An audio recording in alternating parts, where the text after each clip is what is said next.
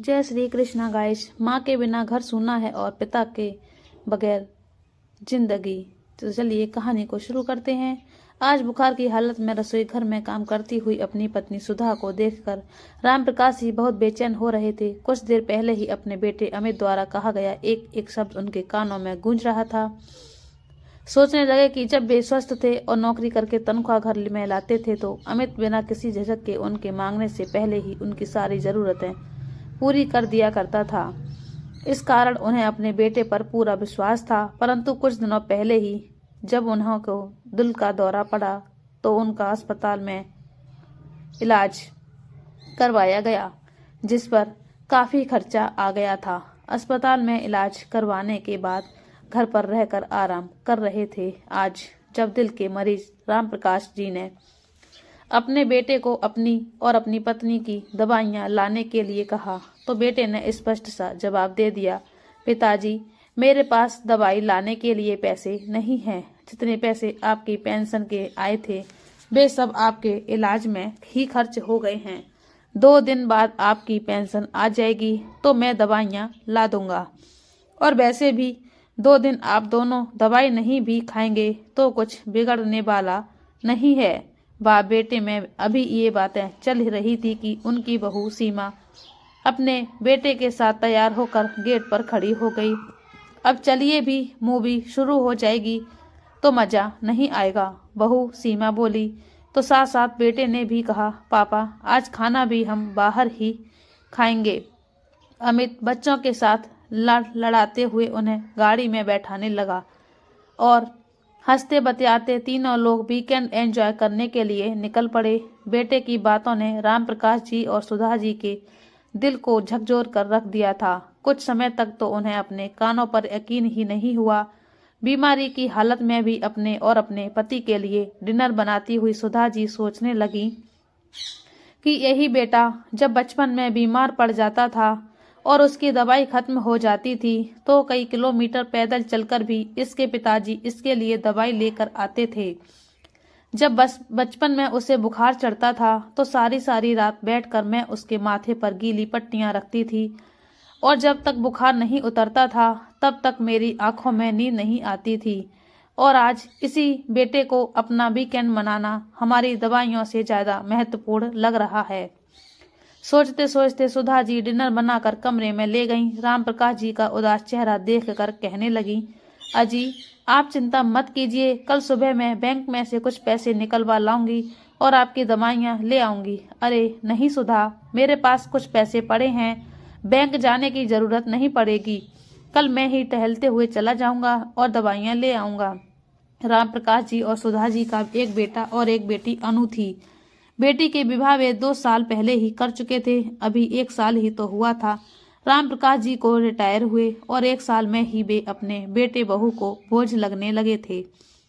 अगले दिन शाम को सैर करते हुए राम प्रकाश जी दवाइयां लेने निकल गए। सोचने लगे कि शादी के 5 सालों में ही हमारा बेटा पराया हो गया। वे अनायास ही अतीत की यादों में खोने लगे। जब बेटा पढ़ लिख कर अच्छी मल्टीनेशनल कंपनी में अच्छी नौकरी पर नियुक्त हो गया था उस समय वे अपने आप को कितना भाग्यशाली समझते थे। अपने बेटे की शादी के लिए वे कितने उत्साहित रहते थे। उन्होंने कोई मांग नहीं रखी थी कि लड़की चाहे नौकरी वाली हो या घरेलू हो, उन्हें कोई परेशानी नहीं थी। बस लड़की का स्वभाव उन्हें अच्छा चाहिए था ताकि वह परिवार के सभी लोगों के साथ मिलजुल कर रह सके। बेटे की शादी की जिम्मेदारी राम प्रकाश जी ने अपनी पत्नी सुधा पर ही छोड़ रखी थी और सुधा जी हमेशा से यही चाहती थी कि अमित अपनी पसंद की लड़की से ही शादी करे। माँ द्वारा पूछे जाने पर अमित ने बता दिया कि वह एक लड़की को पसंद करता है जो उसके साथ ही उसकी कंपनी में काम करती है। अमित द्वारा अपनी पसंद बताए जाने पर सुधा जी और राम प्रकाश जी ने भी उनकी शादी के लिए सहमति दे दी। उन्हें सीमा के बात करने का ढंग और परिवार भी बहुत अच्छा लगा। देखते ही देखते वह दिन भी आ गया था जब सीमा उनके घर दुल्हन बनकर आई। 2 दिन बाद ही अमित अपनी पत्नी सीमा के साथ घूमने फिरने चला गया था। घूम कर आए तो उनकी बहू सीमा बहुत सारे तोहफे खरीद कर लाई थी, लेकिन अपने ससुराल वालों के लिए नहीं बल्कि अपने मायके वालों के लिए। लेकिन उस समय ये बात उन्होंने ये सोचकर टाल दी कि नई नई शादी हुई है तो लड़की का हक झुकाव अपने मायके के लिए रहता ही है। शादी के 2 दिन बाद ही बेटा बहू ने अपना ऑफिस ज्वाइन कर लिया था। सुधा जी हर रोज सुबह सुबह उठकर अपने बेटे और बहू का टिफिन बना दिया करती थी और दोनों के लिए नाश्ता भी बनाकर तैयार रखती थी। अमित और सीमा दोनों एक साथ दफ्तर के लिए निकल जाया करते थे। कुछ दिनों तक ऐसा ही चलता रहा, लेकिन कुछ दिनों बाद सुधा जी ने महसूस किया कि उनकी बहू सीमा उनके साथ काम करवाने में बिल्कुल दिलचस्पी नहीं लेती थी। रात को अमित के साथ ही घर वापस आती थी और उसके बाद कमरे में चली जाती थी। रात के सारे खाने का इंतजाम भी सुधा जी ही किया करती थी और बहू सिर्फ खाना खाने के लिए ही कमरे से बाहर आती और खाना खाकर वापस अपने कमरे में चली जाती थी। सुधा जी और राम प्रकाश जी दोनों ने महसूस किया कि उनकी बहू उनके साथ बात करने में भी दिलचस्पी नहीं लेती थी। शुरू में तो उन्हें लगा कि शायद नया माहौल होने के कारण उनकी बहू इस तरह का व्यवहार कर रही है, लेकिन शादी के 1 साल बाद जब उसने बेटे को जन्म दिया तब भी बहू का व्यवहार वैसा ही था। यहाँ तक कि कभी अपनी उसकी ननद अनु भी उसे मिलती थी तो वह उसके साथ भी अच्छे तरीके से बातचीत नहीं करती थी।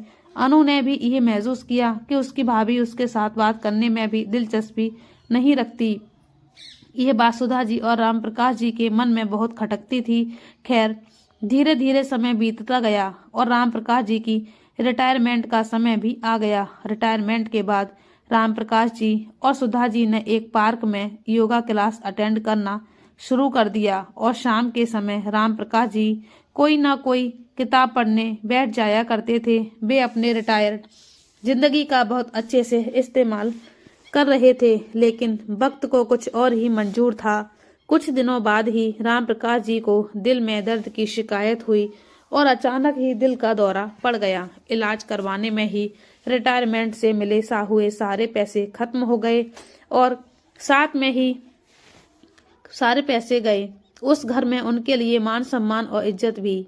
पिछली बातें याद करते करते अपनी दवाइयां लेने जाते हुए राम प्रकाश जी की आंखों में आंसू आ गए। सोचने लगे, यही इंसान की औकात है, जब पैसा खत्म हो जाए तो अपने बच्चे भी भाव नहीं देते। दवाइयां लेकर घर वापस आ ही रहे थे तो रास्ते में देखा कि एक हलवाई की दुकान पर जलेबियां तली जा रही थी। सुधा को जलेबी बहुत पसंद है और कुछ पैसे भी बचे हुए हैं। ये सोचकर राम प्रकाश जी ने थोड़ी सी जलेबी भी खरीद ली। शाम को जब बेटा बहू घर आए तो राम प्रकाश जी अपनी पत्नी के साथ जलेबियां का आनंद ले रहे थे। ये सब कुछ देखकर बेटा भड़क उठा। आप जानते हैं कि जलेबियां आपकी सेहत के लिए ठीक नहीं हैं। एक तरफ तो दवाइयों पर पैसे खर्च कर रहे हो और दूसरी तरफ आप ही उल्टी सीधी चीजें खा रहे हैं। हद हो गई है चटोरेपन की। इतने में राम प्रकाश जी ने कहा, बेटा, मैं दवाइयां लेने गया था और रास्ते में जलेबियों की दुकान पर जलेबियां बनती देखी तो मैं तुम्हारी माँ के लिए थोड़ी सी ले आया था। यह सुनकर बहू बोली, लेकिन कल तक तो आपके पास दवाई के लिए भी पैसे नहीं थे, तो आज ये जलेबियां कहाँ से आ गई? बहू, मेरे पास कुछ पैसे पड़े थे, मैं उन्हीं पैसों से ये लेकर आया हूँ। और वैसे मुझे नहीं लगता कि मुझे तुम्हें इस बात के लिए तुम्हें सफाई देनी चाहिए। पिताजी, ये फालतू के खर्चे करने की कोई आवश्यकता नहीं है। हम दिन भर काम करके पैसा कमा कर लाते हैं और आप यूं ही उड़ा रहे हैं। एक तो आपकी बीमारी के कारण रिटायरमेंट के सारे पैसे खत्म हो चुके हैं और ऊपर से दवाइयों के खर्चे के कारण हम दोनों पर आपका बोझ बढ़ गया है। अमित ने पिता को जली कटी सुनाई तो बहू ने भी ताना देते हुए कहा, पिताजी, आप यहाँ ऐसे फालतू बैठकर अखबार ही तो पढ़ते रहते हैं या फिर किताब पढ़ लेते हैं। इससे अच्छा आप कोई नौकरी क्यों नहीं शुरू कर देते? कुछ आमदनी भी हो जाएगी। और वैसे भी जब तक हाथ पैर चल रहे हैं तब तक इस तरह से बेकार नहीं बैठना चाहिए। राम प्रकाश जी ने और सुधा जी अपने बेटे बहू के बात करने के अंदाज और उनकी बातें सुनकर हैरान ही रह गए। कैसी बातें कर रही हो बहू? हम दोनों क्या तुम लोगों के ऊपर अब बोझ हो गए? सुधा जी ने कहा, हाँ माँ जी, बोझ नहीं तो क्या हो। कोई भी बेकार और खाली इंसान दूसरे इंसान के ऊपर बोझ ही तो बन जाता है।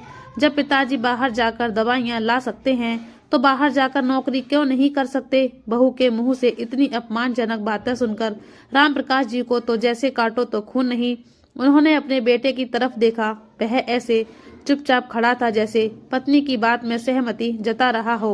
उधर सुधा जी को ये सोच सोच कर हैरानी हो रही थी कि जिस आदमी ने हमेशा डट कर काम किया था, जिसकी ईमानदारी के चर्चे पूरे शहर में किए जाते थे, जिसने अपने बच्चों की शिक्षा के लिए कहीं भी कोई भी कमी नहीं रखी, उस आदमी के स्वाभिमान को कितनी ठेस पहुंची होगी। ये सोचकर सुधा जी ने पीछे मुड़कर देखा तो हैरान रह गई।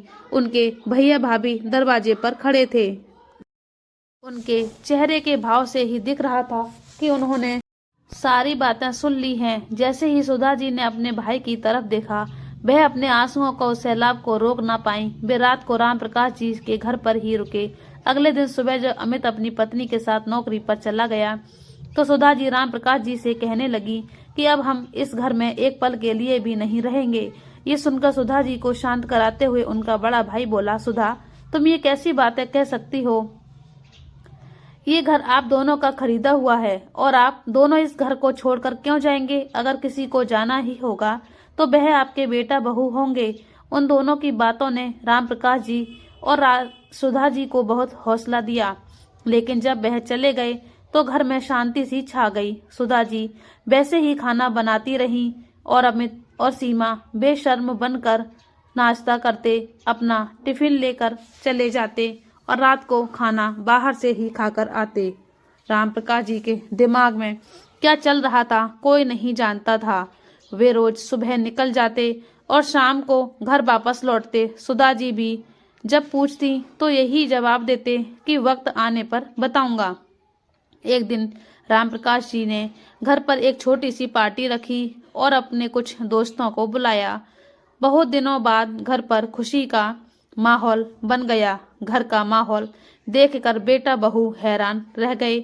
सोचने लगे कि ऐसा क्या हो गया है जो घर पर ये सब लोग आए हुए हैं। पिताजी, आज क्या कोई पार्टी है क्या जो आपके दोस्त घर पर इकट्ठा हो रहे हैं? अमित ने पूछा। राम प्रकाश जी ने कहा, इतनी भी क्या जल्दी है बेटा, अभी थोड़ी देर में बताता हूँ, सब्र रखो।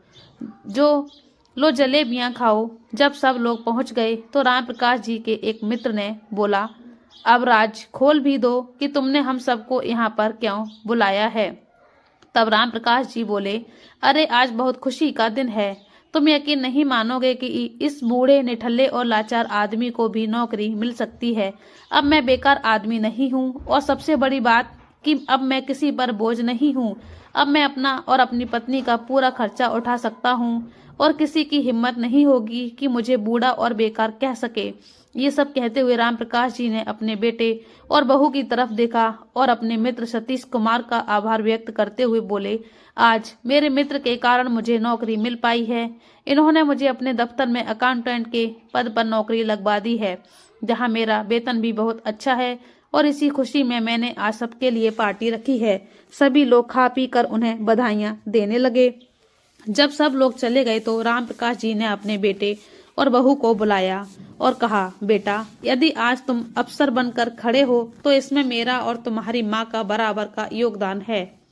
तुम्हारी माँ ने दिन रात तुझे पढ़ने के लिए प्रेरित किया और तुम एक बात शायद भूल रहे हो कि मेरे रिटायर होने से पहले तक घर पर मेरी तनख्वाह से ही खर्च होता था और तुम अपनी सारी तनख्वाह बचाकर रखते थे। और आज यदि हमारी दवाइयों पर कुछ पैसे खर्च करने की बात आई तो तुमने हमें कोरा जवाब दे दिया। तुम्हें शायद हमारी आवश्यकता नहीं है, लेकिन हम दोनों को एक दूसरे की बहुत आवश्यकता है। तुम जो चाहें जब घूमने चले जाते हो और बाहर खाना खाकर आते हो, लेकिन हम दोनों को एक दूसरे का ही सहारा है। अपने पिता की ये बातें सुनकर अमित को अपनी गलती का एहसास हो रहा था और मन ही मन वह बेहद शर्मिंदा भी हो रहा था, लेकिन बहू के चेहरे पर एक शिकन तक न थी। राम प्रकाश जी ने उन्हें आदेश दिया कि बेटा, तुम दोनों 15 दिन के अंदर अंदर अपना लिए नया मकान देख लो, क्योंकि मैं अपने इस घर में अपनी मर्जी के अनुसार रहना चाहता हूँ। मैं यह बात कतई बर्दाश्त नहीं करूंगा कि मेरे घर में वह लोग रहें जो मुझे बेकार समझते हैं। अब ये बड़ा बूढ़ा स्वाभिमान के साथ जीना चाहता है। ये सुनकर अमित जड़वत रह गया और बहू का मुंह खुला का खुला रह गया। वे दोनों जानते थे कि मुंबई जैसे शहर में किराए का घर ढूंढने का मतलब है कि आधी तनख्वाह उसी में निकल जाएगी और घर के बाकी के खर्चे अलग। अपनी पत्नी सीमा को माफी मांगने के लिए कहा तो दोनों एकाएक माता पिता के चरणों में गिर पड़े और बोले, हमें माफ कर दीजिए पिताजी, हमसे बहुत बड़ी गलती हो गई। इस पर सुधा जी बोली, अमित बेटा, हमें तुमसे कोई गिला नहीं है, लेकिन तुम्हारे पिताजी जो कह रहे हैं वह भी गलत नहीं है। तुम्हें 15 दिन के अंदर अपना आशियाना ढूंढना ही पड़ेगा ताकि हम अपना जीवन स्वाभिमान के साथ जी सकें। तुम मेरे बेटे हो, इसलिए मैं चाहकर भी तुमसे मुंह नहीं मोड़ सकती, लेकिन मुझे अपने पति का स्वाभिमान भी उतना ही प्रिय है। बेटा, हम भारतीयों का दिल ही कुछ ऐसा है कि बेटा कितना भी बुरा क्यों न कर ले, फिर भी हम उसके लिए अच्छा ही सोचते हैं। इसलिए हम दोनों ने ये फैसला लिया है कि जब तक हम जिंदा हैं इस मकान पर हमारा हक रहेगा और हमारे मरने के बाद यह मकान तुम्हारा होगा। आज अमित और सीमा को अपने किए पर पछतावा हो रहा था। आज उन्हें समझ में आ रहा था कि अपने पिताजी के स्वाभिमान को ठेस पहुंचाकर उन्होंने कितनी बड़ी गलती कर दी है। तो दोस्तों, ये कहानी आपको कैसी लगी हमें कमेंट करके जरूर बताएं और आप हमारे चैनल पर नए हैं तो हमारे चैनल को सब्सक्राइब जरूर कर लीजिए और बेल आइकन को दबा दीजिए ताकि हमारी कहानी आप तक पहुंचती रहे। कहानी को पूरा देखने के लिए धन्यवाद। जय श्री कृष्णा। राधे राधे।